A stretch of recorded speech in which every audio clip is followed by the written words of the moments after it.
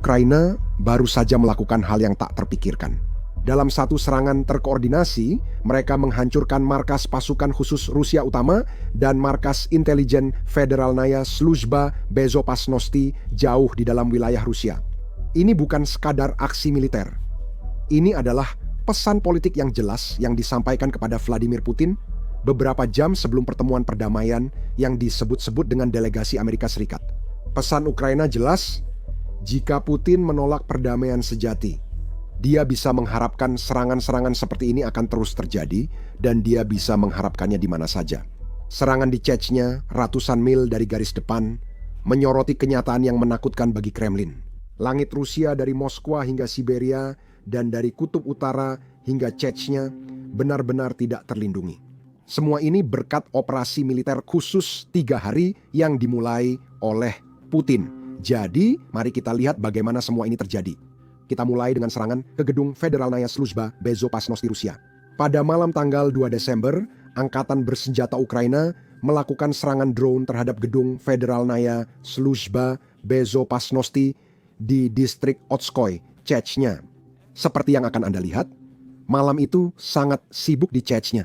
Namun, akibat serangan drone ini, 2 pegawai Federalnaya Sluzhba Bezopasnosti terluka dan gedung sempat terbakar.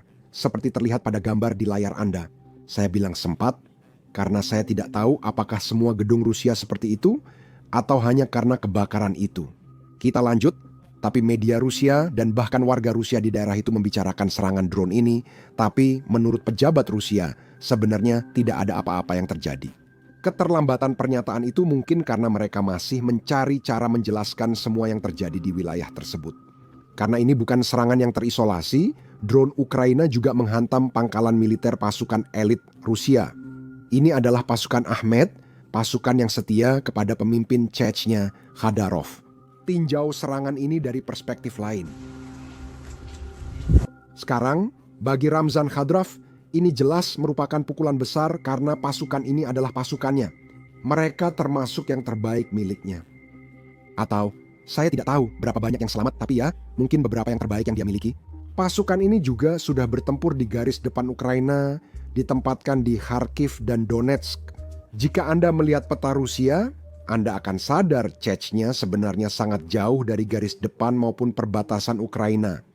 Itu berarti drone-drone ini kemungkinan besar bukan dari Ukraina, tapi dari Kazakhstan yang dekat dengan Chechnya. Hal ini sangat dikhawatirkan propagandis Rusia karena Ukraina bisa meluncurkan drone dari wilayah yang tak terlindungi Rusia. Sekarang, di samping itu, jika kamu menonton video kemarin, kamu pasti tahu itu. Putin telah menarik seluruh sistem pertahanan udara dari seluruh negeri dan memindahkan semua pertahanan udara yang dimilikinya untuk melindungi kota Moskwa. Itu berarti wilayah seperti Chechnya dan Dagestan benar-benar tidak memiliki pertahanan. Dan itu bisa menimbulkan masalah yang mungkin tidak dipikirkan oleh Putin. Chechnya tidak suka di bawah Federasi Rusia. Hal serupa juga pernah terjadi di Dagestan. Sekarang, jika mereka menyadari bahwa mereka sebenarnya tidak mendapatkan manfaat dari menjadi bagian dari federasi ini, Putin hanya membiarkan mereka begitu saja. Ekonomi Rusia sedang hancur-hancuran. Putin sebenarnya tidak mampu lagi mendanai wilayah-wilayah ini dan memberikan anggaran seperti 20 tahun terakhir. Mungkin mereka akan mulai berpikir apakah mereka ingin tetap menjadi bagian dari Federasi Rusia. Sekarang, berbicara tentang pasukan Chechnya, beberapa hari terakhir ini benar-benar berat bagi mereka. Karena baru 2 hari yang lalu, Ukraina memasang jebakan lagi untuk pasukan Chechnya, yang mulai terlalu percaya diri dengan kekuatan mereka sendiri. Ini cuplikan jebakan yang dipasang pasukan Ukraina. Ini terjadi pada tanggal 28 November, jadi baru 3 hari yang lalu, dan berlangsung di wilayah pendudukan Oblast Zaporizhia. Area yang Anda lihat ini sering dipakai unit Chechnya untuk menjual solar Kurian. Saya tidak tahu kepada siapa mereka menjualnya, tapi yang kita tahu ini adalah area yang mereka gunakan untuk melakukan transaksi dan mereka menggunakannya secara rutin.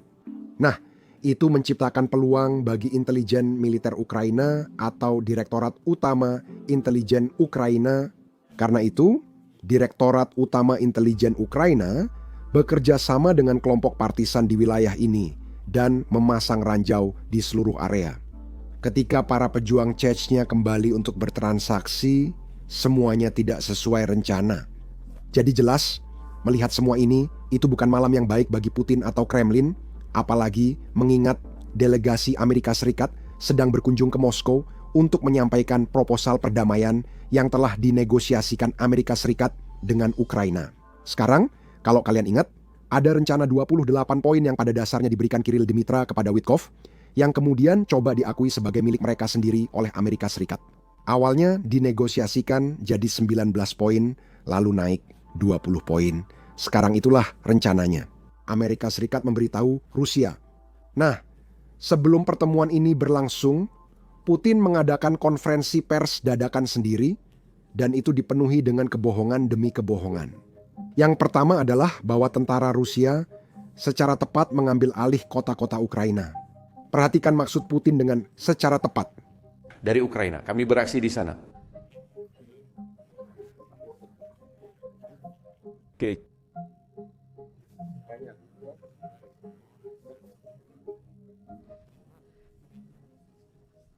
Kemudian, dia menyalahkan pemimpin Eropa atas pecahnya perang. Terakhir kali saya cek, tentara Rusia yang ilegal di Ukraina, sedangkan tentara Eropa tidak ada di sana. Meskipun begitu, Putin menginginkan ini sebagai semacam skenario agar dia bisa menolak kesepakatan damai dan menyalahkan semuanya kepada Eropa. Dengarkan baik-baik. Ketiga, mereka tak punya agenda damai, justru pengobar perang. Mereka sedang berusaha? Bahkan ketika mereka katanya sedang berusaha untuk memperkenalkan beberapa perubahan, beberapa penyesuaian terhadap proposal Presiden Trump. Semua perubahan ini hanya memiliki satu tujuan. Mereka ditujukan Menghancurkan untuk memblokir dan menghancurkan proses perdamaian ini. Mereka mencoba membuat ini tidak dapat diterima oleh Rusia. Mereka memahami hal ini dan nanti mereka akan mencoba menyalahkan Rusia, menuduh Rusia menghentikan proses perdamaian ini. Kita bisa melihatnya jelas. Pada kenyataannya, jika tentara Eropa benar-benar ada di Ukraina, Putin pasti sudah terbang keluar dari jendela apartemennya. Saya kira itu sebabnya dia tidak punya jendela di kantornya. Tapi bagaimanapun juga, Putin mengatakan kepada dunia bahwa orang-orang Eropa lah yang tidak menginginkan perdamaian. Beberapa jam kemudian, kami diberitahu Rusia ikut negosiasi perdamaian tapi menolak perdamaian. Menurut teman saluran Joycin, J. Smart, pembicaraan berlangsung sekitar 5 jam namun tidak membuahkan hasil. Putin sendiri datang terlambat 1 jam dan kemudian bertemu dengan utusan Amerika Serikat yang mengunjungi Kremlin. Hasil dari pembicaraan ini, tidak ada kompromi mengenai Ukraina dari pihak Rusia. Tidak ada pertemuan yang dijadwalkan antara Putin dan Trump dan sebenarnya tidak ada yang benar-benar dicapai menuju perdamaian. Sekarang, Rusia pura-pura bernegosiasi untuk perdamaian karena sebenarnya Rusia mendapatkan keuntungan dari permainan yang mereka jalankan ini. Rusia bisa menunda sanksi yang mungkin diberikan Amerika Serikat terhadap ekonomi mereka dan Rusia bisa menunda negara-negara Eropa untuk menyita 300 miliar dolar yang ada di bank-bank Eropa. Bagi Rusia, pembicaraan yang berkepanjangan justru kabar baik. Sebelum membahas komentar Rusia usai pembicaraan ini, saya ingin menunjukkan siapa saja yang hadir dan tidak dalam pembicaraan tersebut.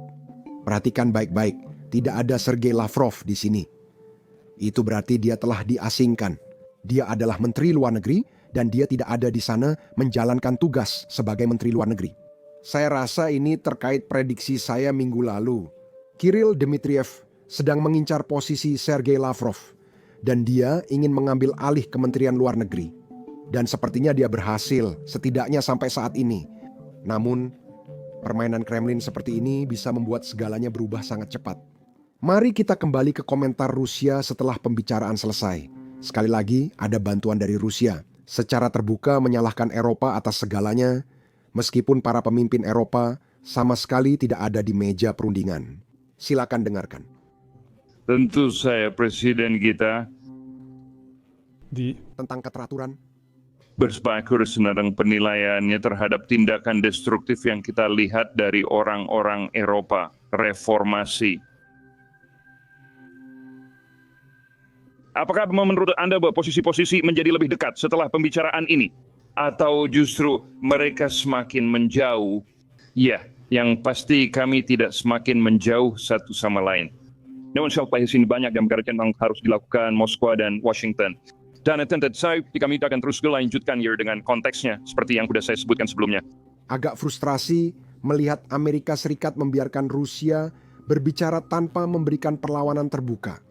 Karena Presiden Trump ingin Eropa meningkatkan anggaran pertahanan, negara-negara NATO Eropa sepakat mengalokasikan 5% anggaran untuk pertahanan. Presiden Trump ingin mereka membayar senjata yang akan dikirim ke Ukraina. Sekarang, negara-negara Eropa benar-benar membayar Amerika Serikat untuk senjata-senjata buatan Amerika Serikat yang kemudian mereka sumbangkan ke Ukraina.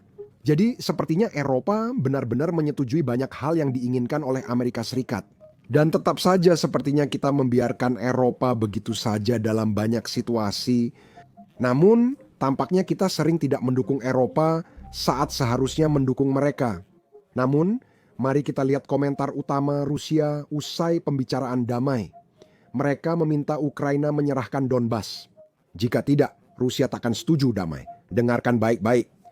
Kami membahas isu teritorial yang tanpa itu kami tidak percaya akan ada penyelesaian untuk konflik ini. Dan tentu saja kami juga membahas peluang besar untuk kerjasama ekonomi di masa depan antara kedua negara. Kami juga sudah membahas hal ini secara panjang lebar di pertemuan sebelumnya. Namun kali ini kami menekankan bahwa jika kita benar-benar ingin bekerja sama, jika kita benar-benar ingin bekerja bersama, ada potensi yang sangat besar untuk itu. Kita perlu menunjukkan kemauan nyata untuk melakukan ini, baik di Moskwa maupun Washington. Itu semua adalah percakapan yang sangat bermanfaat dan baik, tentu saja dimulai dengan. Pada kenyataannya, Ukraina tidak akan pernah setuju untuk menyerahkan wilayahnya. Dan alasannya sederhana, Putin tidak punya tentara dan kemampuan mengambil apa yang dia mau. Ukraina harus menyerah. Mengapa Ukraina harus menyerahkannya? Karena Ukraina tahu Rusia tak pernah menepati janji. Dan wilayah yang diinginkan Rusia itu sangat diperkokoh dan telah dijuluki sebagai benteng Bild. Jika Ukraina menyerahkannya, akan jauh lebih sulit bagi Ukraina untuk mempertahankan wilayah yang ada setelahnya. Karena mereka tidak memiliki garis pertahanan, mereka tidak memiliki penghalang alami yang bisa digunakan untuk menahan pasukan Rusia. Inilah alasan mengapa Putin ingin Ukraina menyerahkan garis pertahanannya. Mari kita lihat secara matematis, karena Putin ingin membahas pergerakan cepat pasukannya di wilayah Ukraina. Kita ambil saja kecepatan yang dicapai tentara Rusia sebulan terakhir. Ini jauh lebih cepat dibanding pergerakan mereka tahun sebelumnya. Meski dengan kecepatan tentara Rusia saat ini, Rusia butuh 2 tahun untuk mengambil alih. Apa? Putin ingin Ukraina menyerahkan wilayah Donbas yang belum dikuasai Rusia. Namun, kenyataannya ekonomi Putin tak mampu bertahan 2 tahun lagi. Selain itu, Rusia perlu mengorbankan 1 juta atau lebih nyawa hanya untuk berpeluang merebut wilayah ini. Itu berarti, jika kita menginginkan perdamaian, kita tidak seharusnya memaksa Ukraina untuk menyerah. Kita seharusnya memberi tekanan pada Rusia dan ekonomi Rusia. Jadi, mereka datang ke meja perundingan dan mereka merundingkan perdamaian yang adil, bukan hanya berharap pada penyerahan diri. Saya yakin kalian sudah dengar, Rusia bergerak ke Pokrov, tapi tidak sedekat klaim Putin. Kita harus ingat Putin ingin merebut kota itu November 2024, namun tentara Rusia masih belum aman di sana. Lihat cuplikan berikut. Mengejutkan betapa berbahayanya situasi bagi semua orang karena drone Ukraina ada di mana-mana. Ini salah satu cuplikan tergila yang pernah saya lihat. Tonton ya. Ya, Budi, yang menurut saya Anda bisa mendengar suara drone-nya.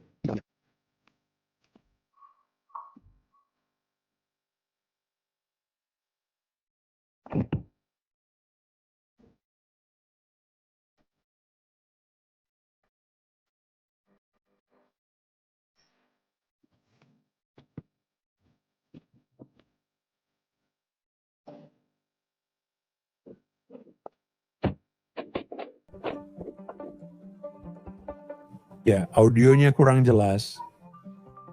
Kamu berhasil melakukannya. Iya, setidaknya tidak di headphone saya, tapi mungkin akan terdengar di rekamannya. Tapi kamu bisa dengar suara melengking itu. Ya. Ada make-me 3 drone yang memang benar panik. Ini saya kira mereka ada di dalam kontainer pengiriman.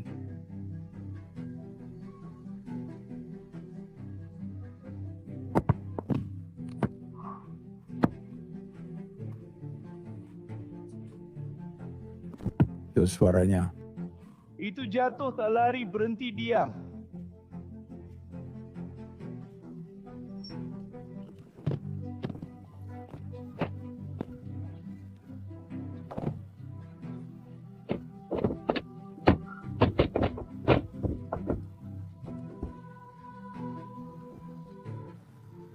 Itu orang yang sama yang tadi berteriak, Dit.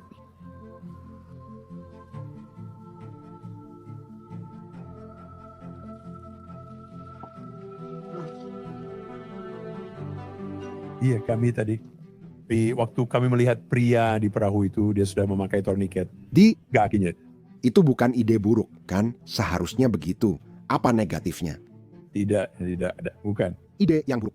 Ya, aku sudah tahu bagaimana kamu akan mencegahnya jatuh ke lutut, tapi itu bukan ide terburuk. Ya. Kau tahu, dulu aku biasa menyimpan torniket di kotak pertolongan pertama pada kecelakaanku, tapi di Ukraina mereka punya ide yang lebih baik. Kau semekarnya di bau segar orang lain tak perlu repot mencarinya. Kalau kau memerlukannya. Ya.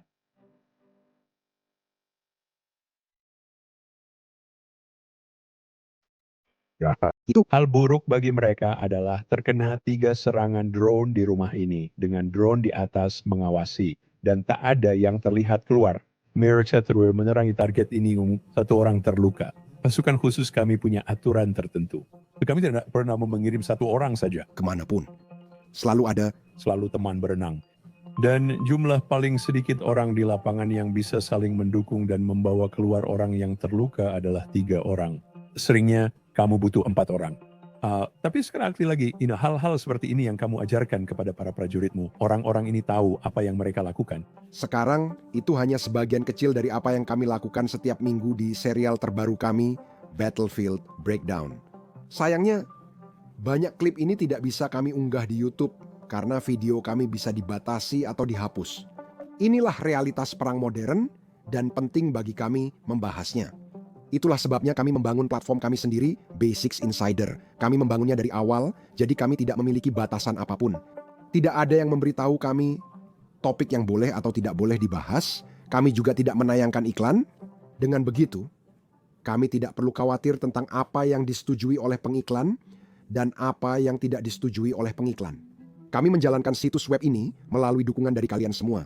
Jadi jika kamu adalah seseorang yang tertarik menonton video seperti ini, dan tertarik pada topik-topik yang tidak ingin dibahas oleh YouTube, maka kamu harus benar-benar mengunjungi situs web kami, basicsinsider.com. Kamu juga bisa klik tautan di deskripsi atau pindai kode QR di layar kamu. Setelah mendaftar, kamu dapat menonton semua video yang belum kami unggah di YouTube. Kamu juga mendukung channel dan liputan kami. Terima kasih banyak. Saya Sam, sampai jumpa di video berikutnya.